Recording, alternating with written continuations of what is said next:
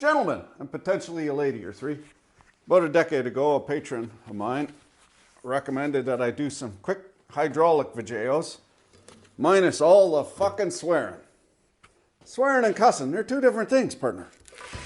I very rarely swear. Cussing, mind you. So out of the HMCS Rusty Guts, I got a hydraulic pump. We're going to do bite-sized hydraulic pumpery, well, hydraulics, in order to, I guess, help fellas what are trying to learn so they don't got to sit in class and pay to teach something you can learn. And I replied to the fella who was the patron, you're the kind of guy goes into a strip club with coupons. And partner, with the bouncer, them coupons don't count for shit when you turn on your spelunking light. Here's a pictographic representation of a pump. Inlet, outlet, this would be a compressor, and with this triangle filled in is a fluid pump. Now this is a positive displacement pump. That is, for every rotation of the input shaft, you get a set amount, discounting, of course, slippage. You get a set amount of fluid pumped through. Now here's the pump itself. It is on a motor adapter. Here's the drive shaft. You can see it's a splined SAE spline. All of the dimensions of the front of the face, the flange mount, are all available. You just look up SAE pump dimensions and it'll be an SAE AA or a single A and so forth. And that way you'll be able to know exactly what the dimensions are and what size the fasteners are. All of this stuff is all standardized, but you have to be able to know that you can look it up. So you can look it up. These pumps are commodity parts. That means if it's got a Parker tag on it, doesn't mean you need to buy a Parker part. They're interchangeable. Of critical import is the direction this spins.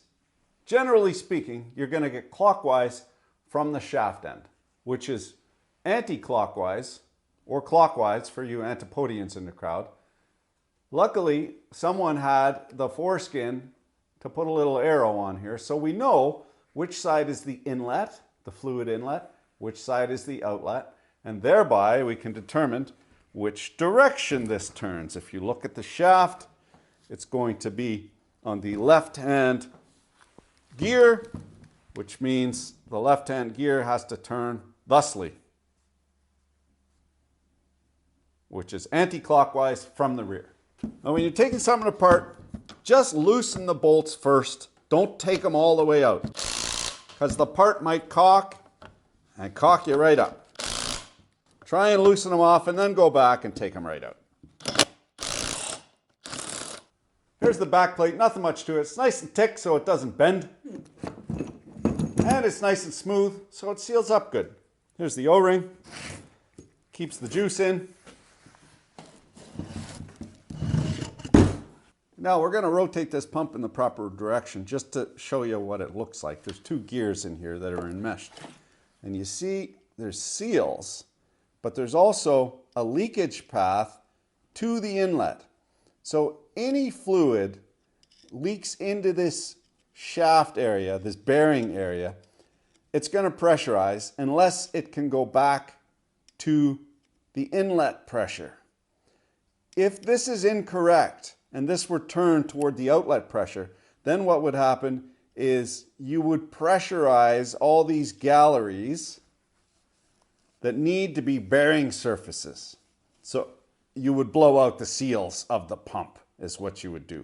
You need to be able to take the leakage and bring it back into the low pressure side of the pump, the low pressure side being the inlet of the pump. So if you ever have trouble knowing which direction the pump has to turn in order to chooch properly, you can take the back plate off and you'll determine from there. Now the body of the pump I'm going to pop off here, and this is actually quite a large gear pump.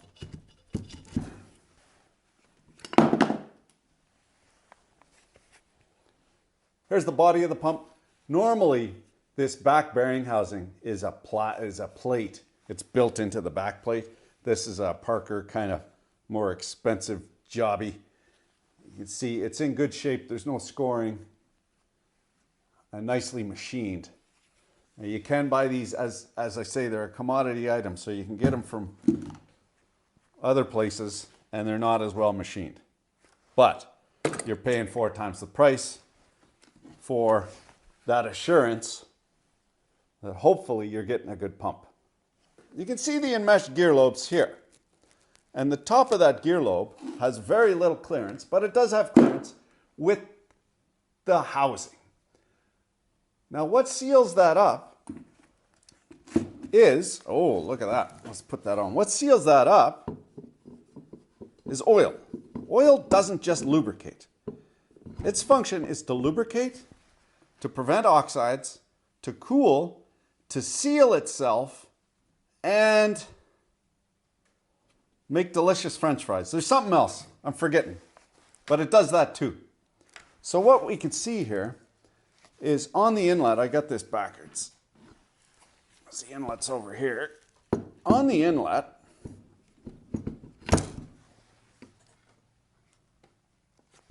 oil goes in, it goes around the periphery.